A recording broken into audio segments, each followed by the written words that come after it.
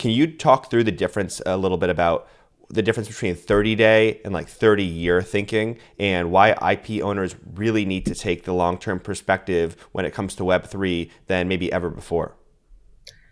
Yeah, absolutely. We are deep believers that this is a very long game, and the excitement of the past 18 months is exciting, but it's only a tiny. I think about the market adoption curve a lot, right? If you think about any format of technology that's been adopted, you start with the innovators, then move to the early adopters, then you have the early majority, the late majority, and the laggards. We're still really at that innovator point of it. It has not yet hit mainstream consciousness. And brands need to think about they need to think about two things. One, relevance to their desired communities, and two, a broader reach in order to grow their business.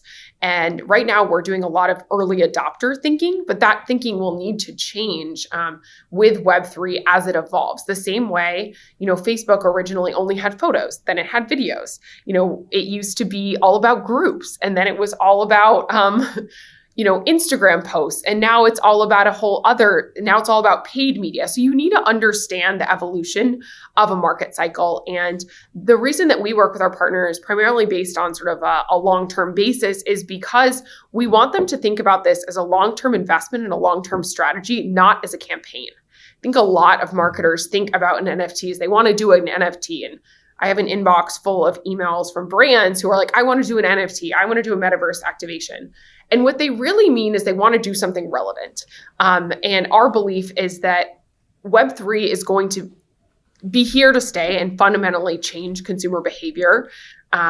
And we think that brands need to be very thoughtful around the right way to approach this, because the blockchain is forever. It's not a tweet that we can delete in 6 months if we don't like it anymore. So making sure there's a really thoughtful entry into the Web3 space that also leaves room for opportunity and growth in the future is our big ambition. Yeah.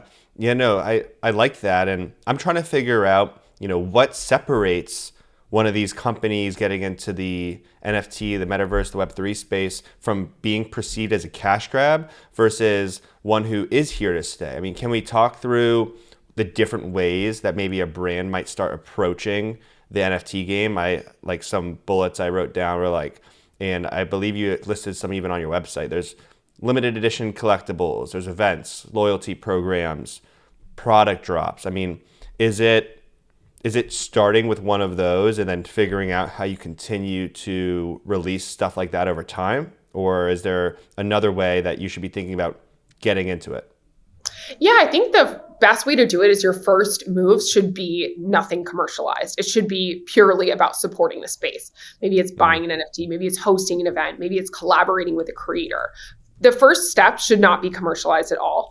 You might have, if you've looked into our programs, you've seen that the majority of the stuff that we've done is actually for brands is mostly like free mints or really like utility heavy type of things.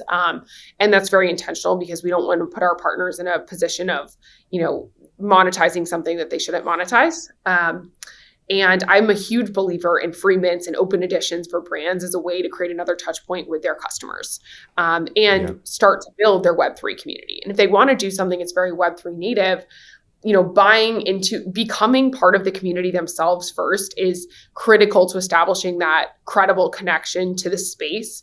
Whether it's, so I'll give you an example of a program which I think is just so squarely like not a cash grab. So for example, if you do a free NFT, like Pepsi dropped a free NFT and they also have zero royalties. So that's something that like there's no way it could be a cash grab because they don't make any money on it. And then they started to, one, physically produce the microphones and, embed them in their content and embed them with their music performances. Two, give them out to certain Pepsi partners, like Snoop Dogg got one and tweeted it. And then three, bring it to life at different things like activations that can enable access for holders.